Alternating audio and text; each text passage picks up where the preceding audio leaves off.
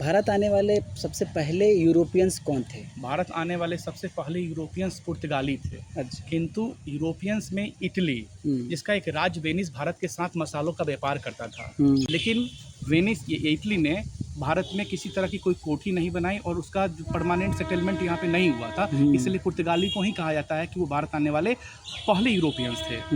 तो पुर्तगाली भारत वेनिस के समृद्धि को देखते हुए भारत आए थे। वेनिस की समृद्धि से वो ईर्ष्या करने लगे थे और वेनिस और अरब के माध्यम से ही वो भारत के साथ मसालों का खरीद बिक्री कर पाते थे। तो अब पुर्तगाली इस मूड में नहीं थे कि वो भारत से मसालों का व्यापार किसी मध्यस्थता के तहत करे, इसलिए वो भारत के साथ डायरेक्ट व्यापार करना चाहते थे। इसके तहत उन्होंने बहुत सारे खोजी कर्ता को भी भारत के रास्तों की तलाश में भेजा था।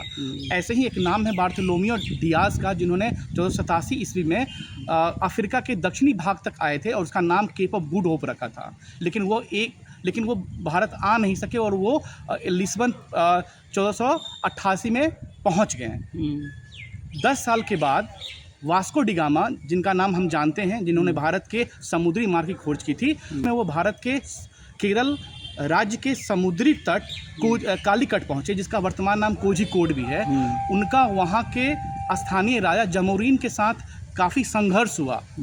ऐसा नहीं था कि जमोरीन आते ही उनको मसालों के व्यापार के लिए रेड कारपेट बिछा करके उनका स्वागत करे थे। उनके साथ उनका काफ़ी लंबा संघर्ष होता है, जिसके बाद वास्को डी गामा भारत के केरल राज्य के साथ जो है सो मसालों का व्यापार कर पाते हैं। भारत में वास्को डी गामा का मसालों का व्यापार के कारण कई गुना प्रॉफिट हुआ, जिसके कारण पुर्तगाली राजा ने सोचा कि भारत में अस्थायी रूप से बस करके व्यापार किया जाए। जिसके कारण उन्होंने पहला गवर्नर फ्रांसिस द अल्मेडा को बनाया, जो भारत आने वाले पहले गवर्नर जनरल थे। दूसरा गवर्नर, पुर्तगाली गवर्नर, उन्होंने अल्फांसो द अल्बुकर्क को बनाया और वो भारत में पुर्तगाली सत्ता के अस्थायित्व दृढ़ स्थापना का श्रेय उनको जाता है।